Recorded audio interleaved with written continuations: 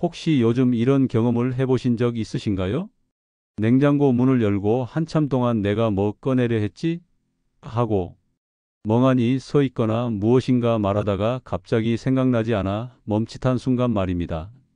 많은 분들이 단순한 건망증이라고 생각하시는데 사실은 뇌 속 혈관이 보내는 아주 중요한 신호일 수 있습니다. 더 충격적인 건 이 신호가 뇌졸중이나 치매 같은 큰 병을 알리고 있는 단서일 수 있다는 것입니다. 이런 일들이 한두 번이면 그냥 넘어가실 수 있지만 자꾸 반복된다면 절대 가볍게 여기시면 안 됩니다. 왜냐하면 이건 우리 뇌가 보내는 구조 신호이기 때문이에요. 마치 자동차 계기판에 경고등이 켜지는 것과 같은 거죠. 그래서 오늘 여러분께 꼭 말씀드리고 싶은 이야기가 있어요. 이 작은 신호들이 왜 나타나는지, 그리고 우리가 집에서도 할 수 있는 간단한 방법들로 어떻게 건강을 되찾을 수 있는지 자세히 알려드리겠습니다. 안녕하세요. 25년 동안 환자들을 진료해온 내과 의사 김도현입니다. 사실 제가 의사가 된 이유도 특별해요. 어릴 때 할아버지께서 갑작스럽게 뇌졸중으로 쓰러지신 걸 봤거든요. 전날까지만 해도 건강하셨는데 아침에 일어나 보니 말씀을 못 하시고 한쪽 팔다리를 움직이지 못하셨어요. 그때 어린 마음에 나중에 커서 할아버지 같은 분들을 도와드리고 싶다는 생각을 했던 게 의사가 되는 계기였습니다. 진료실에 오시는 많은 60대, 70대 분들이 비슷한 말씀을 하세요. 선생님, 요즘 머리가 자꾸 멍해요. 말하다가 단어가 생각 안 나고 뭔가 하려던 일도 깜빡깜빡 잊어버려요. 그런데 큰 검사를 해봐도 별다른 이상이 없다고 하더라고요. 처음 몇 년간은 저도 단순한 노화 현상이라고 생각했습니다. 나이 드시면서 자연스럽게 생기는 현상입니다. 크게 걱정하지 마세요 라고 말씀드렸죠. 하지만 이런 환자분들이 점점 늘어나면서 저는 뭔가 다른 관점에서 접근해야겠다는 생각이 들었어요. 그래서 최신 의학 논문들을 찾아보기 시작했습니다. 혈관성 치매, 미세혈관 질환, 혈관성 인지장애에 대한 연구들을 밤늦게까지 읽어봤어요. 그랬더니 정말 놀라운 사실들을 발견했습니다. 우리가 지금까지 정상이라고 생각했던 많은 증상들이 사실은 미세혈관 손상의 초기 신호였던 거예요. 큰 혈관에는 문제가 없어서 일반적인 검사에서는 이상이 없다고 나오지만 실제로는 머리카락보다 가는 미세혈관들이 서서히 막히고 있었던 거죠. 특히 기억에 남는 환자분이 계세요. 65세 영숙 씨라는 분이었는데 평소에 정말 활발하고 똑똑하신 분이었어요. 동네에서 반장도 하시고 각종 모임의 총무도 맡아서 하실 정도로 능력이 뛰어나신 분이었거든요. 그런데 몇 달 사이에 갑자기 변화가 생겼어요. 말수가 줄어들고 평소에 척척 해내시던 일들을 자꾸 잊어버리시더라고요. 손자 이름도 헷갈려 하시고 계산도 예전만큼 빠르지 않다고 하셨어요. 가족들이 깜짝 놀라서 큰 병원 응급실까지 가셨는데 CT나 MRI 검사 결과는 모두 정상이었습니다. 그때 저는 깨달았어요. 아, 우리가 지금까지 놓치고 있던 게 바로 이거구나. 미세혈관부터 제대로 챙겨야 하는구나 하고 말이에요. 그 이후로 저는 이런 증상을 호소하시는 분들께 미세혈관 관리에 대해 자세히 설명드리기 시작했습니다. 결과는 정말 놀라웠어요. 간단한 생활 습관 변화만으로도 많은 분들이 예전의 건강을 되찾으시더라고요. 영숙 씨도 제가 알려드린 방법들을 실천하신 후 6개월 만에 예전의 활기를 되찾으셨어요. 지금도 동네 모임에서 활발하게 활동하고 계시거든요. 그래서 오늘 여러분께도 이 소중한 정보를 나누고 싶었습니다. 저는 의사로서 약을 처방하는 것도 중요하지만 무엇보다 예방이 최고의 치료라고 믿습니다. 특히 뇌혈관 건강은 한번 손상되면 회복이 어려우니까 미리미리 관리하는 게 정말 중요해요. 지금까지 제가 경험한 바로는 60대 이후에 나타나는 대부분의 인지 기능 저하는 미세혈관 문제와 관련이 있어요. 그리고 다행히 이런 문제들은 올바른 방법으로 관리하면 충분히 개선될 수 있습니다. 우리 뇌는 정말 신기하고 복잡한 기관입니다. 무게는 우리 몸의 2%밖에 안 되는데 전체 혈액의 20%나 사용해요. 심장에서 나오는 혈액의 5분의 1이 모두 뇌로 올라간다는 뜻이죠. 왜 그럴까요? 뇌는 24시간 쉬지 않고 일하기 때문입니다. 우리가 잠을 잘 때도, 꿈을 꿀 때도, 심지어 의식을 잃었을 때도 뇌는 계속 활동해요. 심장 박동을 조절하고, 호흡을 관리하고, 체온을 유지하고, 호르몬 분비를 조절하는 일들을 멈추지 않거든요. 이렇게 많은 혈액이 필요한 뇌에는 정말 촘촘한 혈관 네트워크가 있어요. 큰 혈관에서 시작해서 점점 작아지면서 머리카락보다 가는 수많은 혈관들이 뇌 곳곳에 연결되어 있어서 24시간 쉬지 않고 산소와 영양분을 공급해주고 있습니다. 놀라운 건 이 혈관들의 총 길이예요. 우리 뇌 속에 있는 모든 혈관을 일직선으로 늘어놓으면 무려 600km가 넘는다고 해요. 서울에서 부산까지 가는 거리와 비슷하죠. 그만큼 뇌 속에는 엄청나게 많은 혈관들이 복잡하게 연결되어 있는 거예요. 그런데 문제는 나이가 들면서 이런 미세혈관들부터 서서히 막히기 시작한다는 거예요. 특히 50대 이후부터는 혈관 노화가 본격적으로 시작되는데 왜 하필 작은 혈관부터 막힐까요? 이유는 간단해요. 혈압이 높아지거나 콜레스테롤 수치가 올라가면 혈액 속에 찌꺼기들이 늘어나요. 이 찌꺼기들이 혈관을 돌아다니다가 좁은 곳에 걸리는 거죠. 큰 혈관은 길이 넓어서 웬만한 찌꺼기는 그냥 지나가는데 미세혈관은 너무 좁아서 작은 찌꺼기에도 막히기 쉽거든요.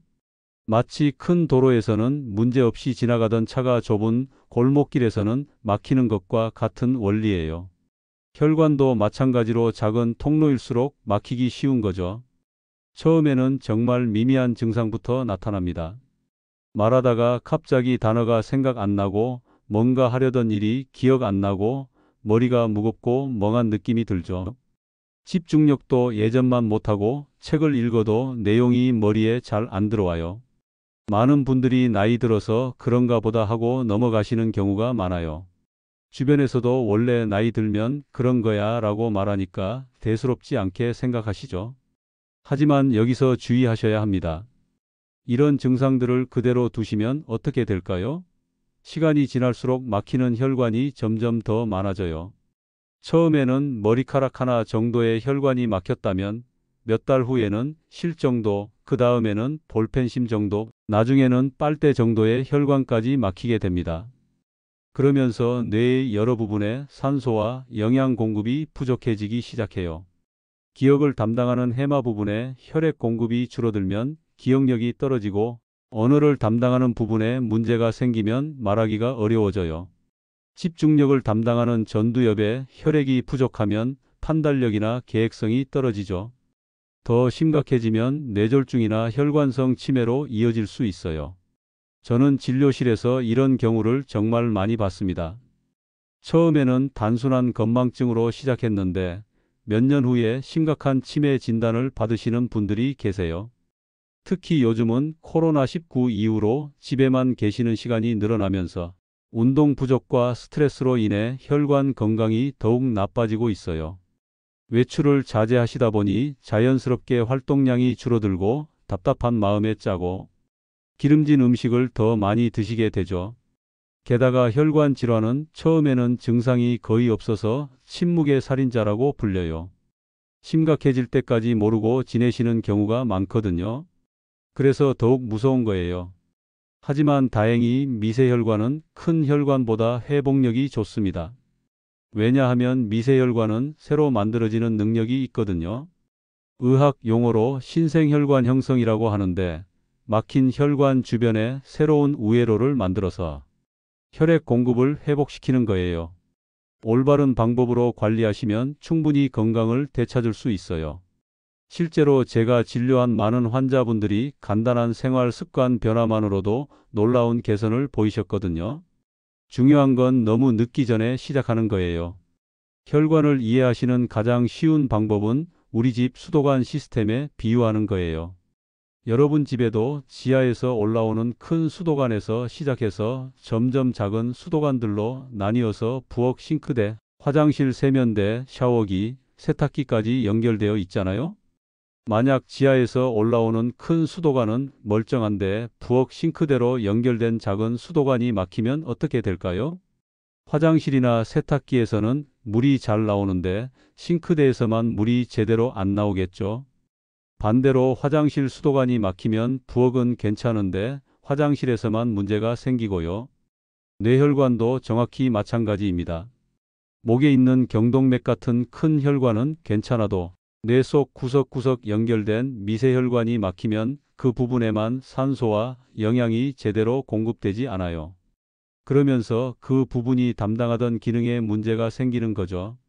기억을 담당하는 부분의 혈관이 막히면 기억력에 문제가 생기고 언어를 담당하는 부분의 혈관이 막히면 말하기에 어려움이 생겨요. 집중력을 담당하는 부분의 혈관이 막히면 주의력이 떨어지고요. 그럼 이런 미세혈관을 어떻게 관리해야 할까요? 제가 25년간 경험하고 최신 의학 연구들을 바탕으로 정리한 바로는 4가지가 핵심입니다. 첫 번째는 레몬이에요. 레몬이 혈관에 좋다는 건 단순한 민간요법이 아니라 과학적으로 입증된 사실이에요. 레몬에는 비타민C가 정말 풍부하게 들어있어요. 레몬 하나에는 하루 필요량의 50% 이상이 들어있거든요. 이 비타민C가 하는 일이 정말 신기해요.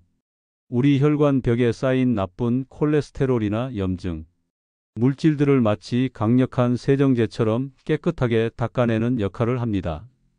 실제로 2019년 미국 심장학회에서 발표된 연구를 보면 비타민C를 꾸준히 섭취한 그룹이 그렇지 않은 그룹보다 혈관 건강이 현저히 좋아졌다고 나와 있어요. 레몬의 구연산 성분도 중요해요. 이 구연산이 혈관을 유연하게 만들어주거든요. 나이가 들면서 딱딱해진 혈관을 다시 말랑말랑하게 만들어서 혈액이 잘 흐르도록 도와줍니다. 마치 오래된 고무호스에 기름을 발라주면 다시 부드러워지는 것과 같은 원리예요. 또한 레몬의 플라보노이드 성분은 혈액을 맑게 만드는 효과가 있어요. 끈적끈적해진 혈액을 다시 맑고 깔끔하게 만들어서 미세혈관까지 잘 흐르도록 도와주죠. 다만 주의하실 점이 있어요. 레몬이 좋다고 해서 너무 진하게 드시거나 공복에 드시면 속이 쓰릴 수 있어요. 특히 위염이나 위궤양이 있으신 분들은 조심하셔야 합니다. 그래서 연하게 우려서 식후에 드시는 게 가장 안전해요. 두 번째는 석류입니다. 석류는 정말 신기한 과일이에요. 석류에는 안토시아닌, 엘라그산, 푸니칼라긴 같은 강력한 항산화 성분들이 들어있는데 이 성분들이 혈관의 염증을 가라앉히는 능력이 뛰어나거든요. 혈관에 염증이 생기면 어떻게 될까요? 마치 상처가 났을 때 빨갛게 붓는 것처럼 혈관 벽도 두꺼워지고 딱딱해져요. 그러면 혈액이 흐르는 통로가 좁아지죠. 석류의 항염 성분들은 이런 염증을 진정시켜서 혈관을 다시 정상 상태로 만들어줍니다.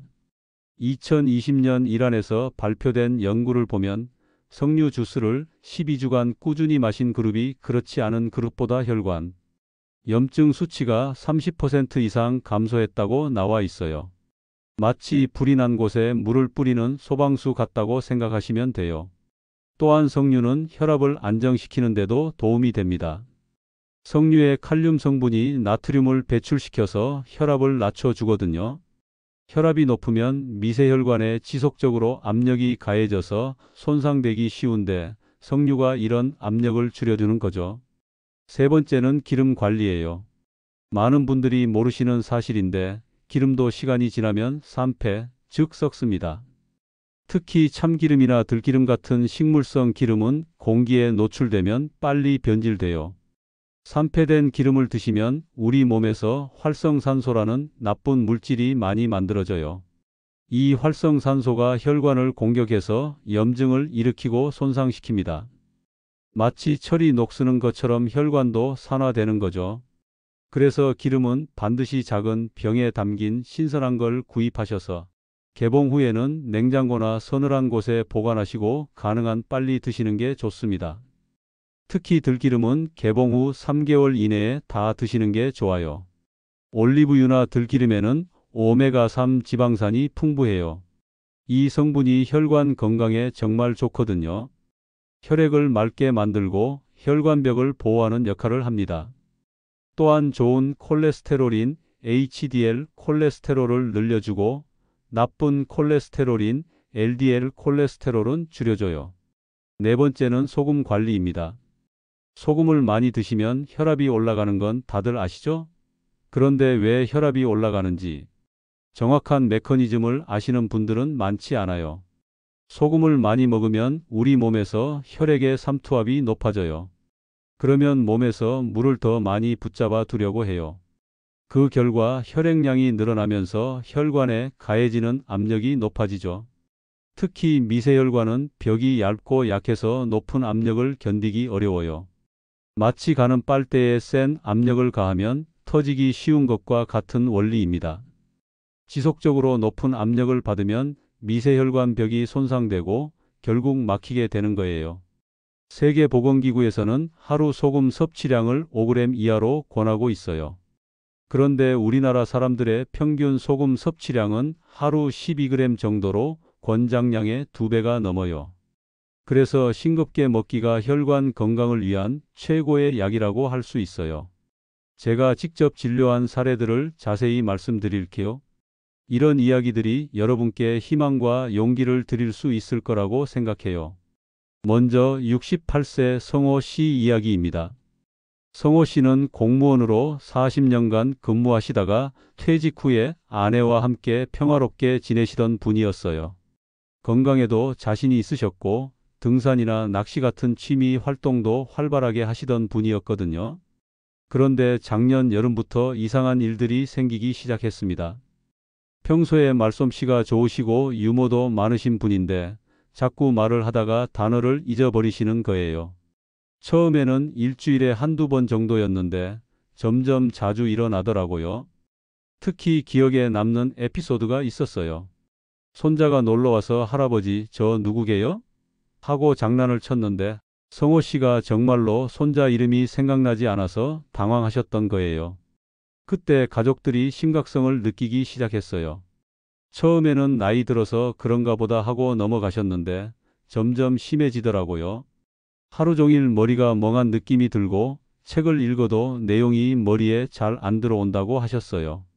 심지어 평생 해오던 바둑도 집중이 안 돼서 재미가 없어졌다고 하시더라고요. 아내분이 너무 걱정돼서 큰 병원 응급실까지 가셨습니다. 거기서 머리 CT와 MRI, 혈관 조영술까지 다 해봤는데 큰 혈관에는 아무 이상이 없다고 하더라고요. 스트레스성이니까 푹 쉬시고 치매는 아니니까 걱정하지 마세요 라는 말만 듣고 오셨어요. 하지만 증상은 계속됐고 오히려 더 심해지는 것 같아서 저희 병원에 오셨습니다. 제가 성호 씨를 자세히 진찰해 보니 겉으로 보기에는 정말 건강해 보이셨어요. 하지만 혈압이 150에 95 정도로 조금 높았고 콜레스테롤 수치도 240으로 경계선이었어요. 당뇨는 없었지만 공복혈당이 110 정도로 약간 높았고 중성지방도 200을 넘었습니다. 큰 혈관은 멀쩡하지만 미세혈관에 문제가 있을 가능성이 높다고 판단했어요. 그래서 혈압약은 그대로 드시면서 생활 습관을 조금 바꿔보자고 했습니다. 성호 씨께 권한 건 생각보다 간단했어요. 첫째, 아침에 일어나서 미지근한 물 한 컵에 레몬 한 조각을 우린 물을 드시라고 했습니다. 너무 쉬면 꿀을 조금 넣어도 된다고 했고 위가 약하시니까 식후에 드시라고 했어요. 둘째, 점심 전에 석류 주스를 작은 컵으로 한 잔 드시라고 했어요. 시중에 파는 석류 주스 중에서 설탕이 적게 들어간 걸로 고르시고 없으면 석류 원액을 물에 희석해서 드시라고 했습니다. 셋째, 기름을 바꿔보라고 했어요. 평소에 참기름을 많이 쓰셨는데 들기름이나 올리브유로 바꾸시고 양도 절반으로 줄이라고 했습니다. 그리고 기름은 꼭 작은 병으로 사서 냉장고에 보관하라고 했어요. 넷째, 소금을 줄이라고 했어요. 국물은 평소보다 절반만 드시고 김치도 조금만 드시라고 했죠. 대신 나물이나 샐러드를 더 많이 드시라고 권했습니다. 성호 씨는 처음에는 이런 간단한 걸로 정말 좋아질까요? 큰 병원에서도 별다른 치료법이 없다고 했는데 하고 의심스러워 하셨어요. 하지만 아내분이 일단 해보자며 적극적으로 도와주셔서 잘 실천하셨습니다. 한 달 뒤에 오셨을 때 조금 변화가 있었어요. 선생님, 머리가 조금 덜 멍한 것 같아요. 그리고 말할 때 단어가 예전보다는 잘 나오는 것 같고요 라고 하시더라고요. 혈압도 140에 85 정도로 조금 내려갔고요. 2달 뒤에 오셨을 때는 정말 놀라운 변화가 있었어요. 선생님, 머리가 진짜 맑아졌어요. 대화할 때도 단어가 술술 나오고 하루 종일 멍한 느낌이 없어졌어요. 바둑도 다시 재미있게 둘 수 있게 됐고요 라고 하시면서 얼굴에 웃음이 가득하셨습니다. 혈압도 130에 80 정도로 많이 안정됐고 콜레스테롤 수치도 200 이하로 내려갔어요. 중성지방도 150 정도로 정상 범위가 됐고요. 전체적으로 컨디션이 많이 좋아지셔서 다시 친구들과 등산도 다니기 시작하셨다고 하더라고요. 6개월 후에 오셨을 때는 완전히 다른 사람 같았어요. 선생님 덕분에 제 인생을 되찾았어요 라고 하시면서 정말 감사해 하셨어요. 지금도 꾸준히 관리하고 계시고 건강 상태도 아주 좋으세요. 또 다른 사례로는 72세 순자 씨가 계세요. 순자 씨는 고혈압이 있으시면서 무릎 통증도 심하셨어요. 혈압약을 드시고 계셨지만 170에 100 정도로 조절이 잘 안 됐고 계단 오르내리기가 힘들어서 외출도 잘 안 하시고 집에만 계시는 시간이 많았습니다. 순자 씨의 가장 큰 문제는 짠 음식을 너무 좋아하신다는 거였어요. 김치찌개, 된장찌개를 거의 매일 드셨고 젓갈류도 자주 드셨거든요. 젊었을 때부터 짜게 먹는 습관이 있으셨던 것 같아요. 그래서 아무리 혈압약을 먹어도 효과가 제한적이었어요. 또한 요리할 때 기름을 많이 쓰는 편이셨어요. 볶음 요리를 좋아하셔서 참기름이나 식용유를 듬뿍 넣어서 요리하셨거든요. 나물 무칠 때도 참기름을 많이 넣으셨고요. 순자 씨께는 특히 소금 관리를 강조했어요.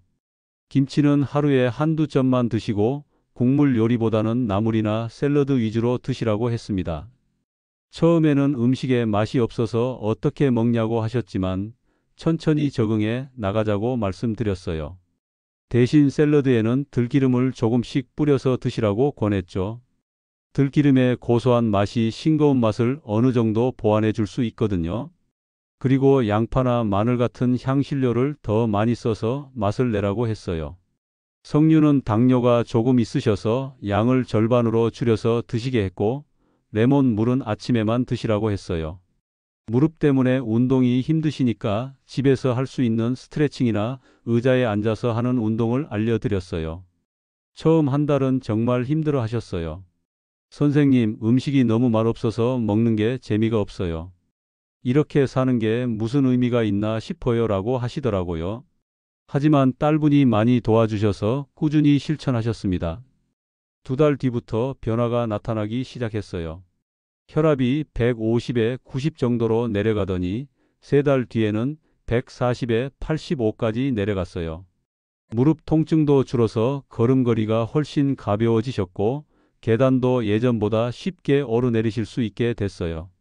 가장 놀라웠던 건 6달 뒤였어요. 순자 씨가 오시면서 선생님, 요즘 산책도 다시 다니기 시작했어요. 그리고 신기한 게 이제는 싱거운 음식이 더 맛있게 느껴져요. 이전에 먹던 음식들이 너무 짜다는 걸 이제야 알겠어요 라고 하시는 거예요. 실제로 혈압약 용량도 절반으로 줄일 수 있었고 혈압도 130에 80 정도로 아주 안정됐습니다. 얼굴색도 훨씬 좋아지셨고 목소리도 힘이 있어 보이셨어요. 무릎 통증이 줄어들면서 활동량이 늘어나니까 전체적인 컨디션이 좋아지신 거죠. 마지막으로 75세 영철 씨 사례도 말씀드릴게요. 영철 씨는 젊었을 때부터 술을 좋아하시던 분이었어요. 하루에 소주 반병 정도는 거의 매일 드셨거든요. 퇴직 후에는 더 자주 드시게 됐고 안주로 짠 음식들을 많이 드셨어요. 몇 년 전부터 깜빡깜빡하는 일이 늘어나더니 최근에는 길을 잃어버리는 일까지 생겼어요. 평소에 잘 다니던 동네 길도 헷갈려 하시고 가족들 얼굴도 가끔 못 알아보시더라고요. 영철 씨께는 우선 술을 줄이는 것부터 시작했어요. 갑자기 끊으시면 힘드실 테니까 일주일에 3번, 그 다음에는 2번 이렇게 단계적으로 줄여나갔어요. 대신 레몬 물과 석류 주스를 꾸준히 드시게 했고 안주 대신 견과류나 과일을 드시라고 했어요.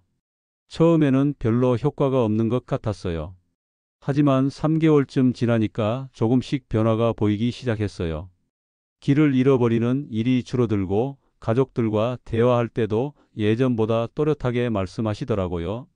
6개월 후에는 정말 놀라운 변화가 있었어요. 예전처럼 신문도 읽으시고 텔레비전 뉴스를 보면서 시사에 대해 이야기도 하시더라고요. 지금은 술도 일주일에 1번 정도만 드시고 전체적으로 건강 상태가 많이 좋아지셨어요. 이런 사례들을 보면서 저는 확신하게 됐어요. 미세혈관 관리는 거창한 치료가 아니라 작은 습관의 변화로도 충분히 가능하다는 걸 말이에요. 중요한 건 꾸준함과 인내심입니다. 그리고 가족들의 도움과 격려도 정말 중요해요. 그럼 지금부터 여러분이 집에서 바로 실천할 수 있는 구체적인 방법들을 하나씩 자세히 알려드릴게요. 정말 간단하니까 부담 갖지 마시고 하나씩 차근차근 시작해 보세요. 첫 번째, 레몬 활용법입니다. 레몬을 고를 때는 껍질이 매끄럽고 윤기가 나는 걸로 고르세요. 손으로 만져봤을 때 단단하고 무거운 느낌이 드는 게 좋은 레몬이에요.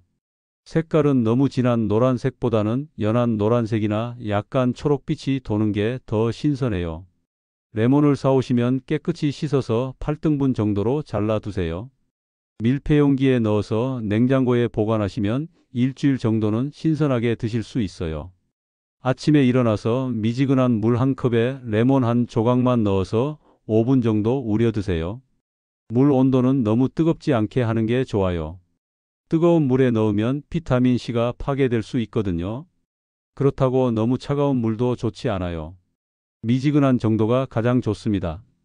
만약 너무 시다고 느끼시면 꿀을 티스푼으로 반 숟가락 정도 넣으셔도 됩니다. 단, 당뇨가 있으신 분들은 꿀 대신 스테비아 같은 천연 감미료를 사용하세요. 인공 감미료는 피하시는 게 좋아요. 주의하실 점은 공복에 너무 진한 레몬 물을 드시면 속이 쓰릴 수 있다는 거예요.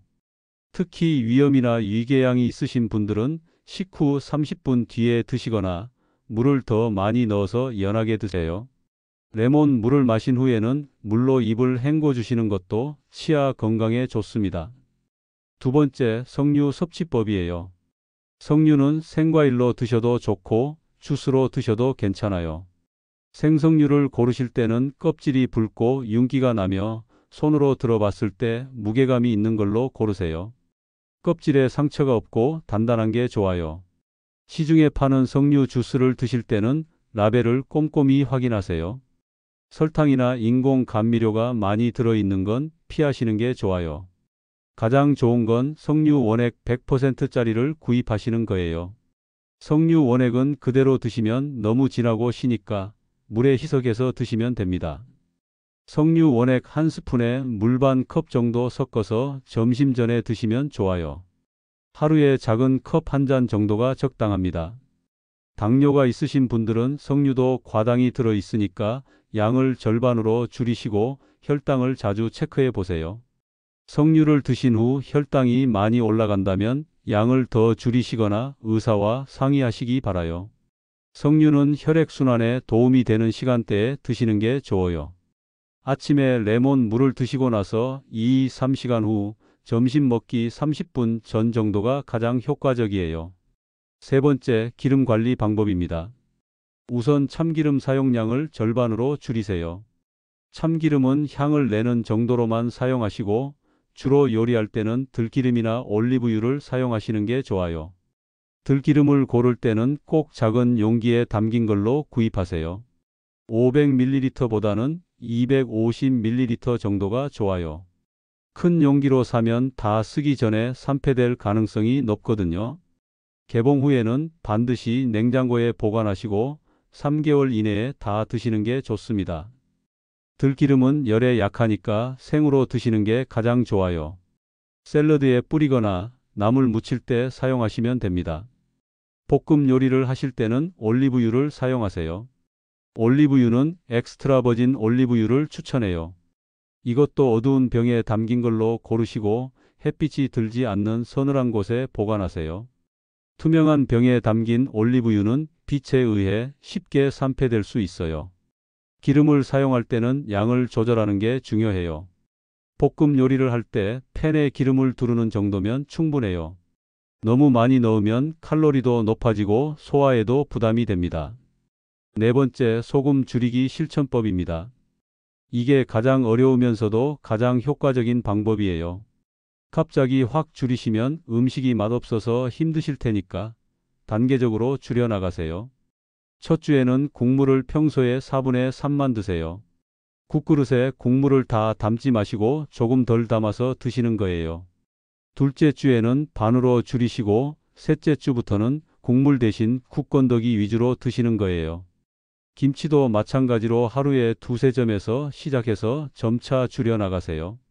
김치를 너무 갑자기 끊으시면 스트레스를 받으실 수 있으니까 천천히 줄여가시는 게 좋아요. 대신 나물이나 샐러드를 늘려보세요. 깻잎, 상추, 오이, 토마토 같은 채소들은 자연스럽게 염분 배출을 도와주거든요. 여기에 들기름을 조금 뿌리면 영양소 흡수도 더 잘 되고 맛도 좋아져요. 요리할 때는 소금 대신 다른 양념을 활용해 보세요. 마늘, 양파, 생강 같은 향신료를 많이 쓰시면 싱거운 맛을 어느 정도 보완할 수 있어요. 허브류도 좋고 레몬즙이나 식초를 활용하시는 것도 방법이에요. 다섯 번째, 생활 습관 개선이에요. 하루에 20분씩이라도 빠르게 걸어보세요. 처음에는 10분부터 시작하셔도 됩니다. 중요한 건 꾸준히 하는 거예요. 땀이 살짝 날 정도로 걸으시면 혈액순환이 훨씬 좋아져요.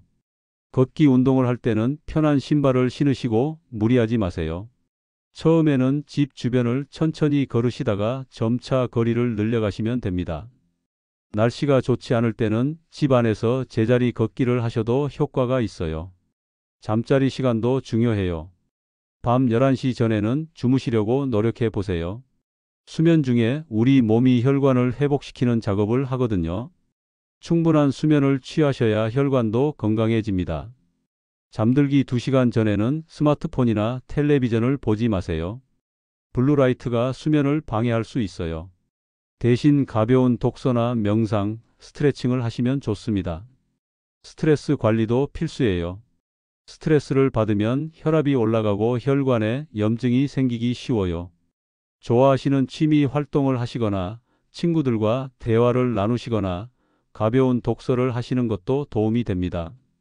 마지막으로 수분 섭취도 중요해요. 하루에 물을 8잔 정도는 드시는 게 좋아요. 물을 충분히 마시면 혈액이 묽어져서 혈관을 통과하기 쉬워져요. 특히 아침에 일어나서 마시는 물 한 잔은 밤사이 진해진 혈액을 묽게 만드는 데 도움이 됩니다. 이런 방법들을 모두 한꺼번에 시작하려고 하시면 부담스러우실 거예요. 그래서 하나씩 차근차근 시작해 보세요. 첫 번째 주에는 레몬 물만, 두 번째 주에는 석류까지 이렇게 단계적으로 늘려나가시면 됩니다. 여러분은 평소에 아침에 어떤 과일을 챙겨 드시나요? 혹시 이미 레몬이나 석류를 드시고 계신 분들이 있다면 어떤 효과를 느끼시는지 댓글로 공유해 주시면 다른 분들에게도 큰 도움이 될 거예요. 실제 경험담이 가장 생생하고 믿을 만하거든요. 오늘 정말 긴 시간 동안 제 이야기를 끝까지 들어주셔서 진심으로 감사합니다. 여러분의 소중한 시간을 내어 건강에 대해 관심을 가져주시는 마음이 정말 고맙고 대견스러워요. 마지막으로 오늘 말씀드린 내용을 한 번 더 간단히 정리해 드릴게요. 혈관은 큰 길보다 작은 길부터 막히기 시작합니다. 그래서 우리가 눈에 보이지 않는 미세혈관부터 관리해야 하는 거예요. 다행히 방법은 생각보다 간단합니다. 첫째, 아침에 레몬 물 한 잔으로 하루를 시작하세요. 혈관 청소부 역할을 해서 쌓인 찌꺼기들을 깨끗이 정리해 줄 거예요. 위가 약하신 분들은 식후에 연하게 드시는 것 잊지 마세요. 둘째, 석류로 혈관의 염증을 가라앉혀 주세요. 하루 한 잔이면 충분해요. 불난 혈관에 물을 뿌리는 소방수 같은 역할을 해줄 거예요. 셋째, 신선한 기름을 적당량 사용하세요. 들기름이나 올리브유가 특히 좋아요. 작은 병으로 사서 냉장 보관하시고 빨리 드시는 게 중요해요. 넷째, 싱겁게 드시는 습관을 기르세요. 이게 혈관 건강이 가장 기본이에요. 처음엔 힘드셔도 점차 적응하시면 오히려 더 맛있게 느껴지실 거예요. 다섯째, 하루 20분 걷기와 충분한 수면을 챙기세요. 작은 습관이지만 혈관을 살리는 큰 힘이 됩니다. 스트레스 관리도 함께 해주시면 더욱 좋고요. 이 5가지만 꾸준히 실천하셔도 뇌혈관은 훨씬 건강해집니다. 그리고 머리가 맑아지고 기억력도 좋아지고 전체적인 컨디션이 개선되실 거예요. 제가 지금까지 진료한 수많은 환자분들이 이를 증명해 주셨거든요. 다만 꼭 말씀드리고 싶은 게 있어요. 오늘 제가 말씀드린 내용은 일반적인 건강 정보입니다. 모든 분에게 똑같이 적용되는 건 아니에요. 개인의 건강 상태나 복용 중인 약물, 기존 질환에 따라 다를 수 있거든요. 그래서 새로운 습관을 시작하시기 전에는 꼭 담당 의사 선생님과 상의해 주세요. 특히 혈압약이나 당뇨약, 혈액 희석제를 드시는 분들은 더욱 주의하셔야 해요. 갑자기 식습관을 바꾸시면 약 효과에 영향을 줄 수 있거든요. 또한 알레르기가 있으신 분들도 주의하셔야 해요. 레몬이나 석류에 알레르기가 있으시다면 다른 과일로 대체하시거나 의사와 상의하세요. 그리고 무엇보다 중요한 건 꾸준함입니다. 하루 이틀 해보고 효과가 없다고 포기하지 마세요. 혈관 건강은 최소 2~3개월은 지켜봐야 변화를 느낄 수 있어요. 인내심을 갖고 꾸준히 실천하시는 게 가장 중요합니다.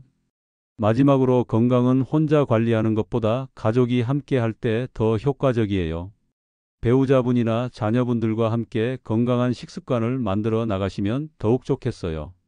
서로 격려하고 도와주면서 함께 건강해지시길 바랍니다. 건강한 혈관으로 오래오래 행복하고 건강하게 사시길 진심으로 바라겠습니다. 여러분의 소중한 건강을 위해 항상 응원하겠어요. 다음에도 더 유익한 건강 정보로 찾아뵙겠습니다. 정말 감사합니다.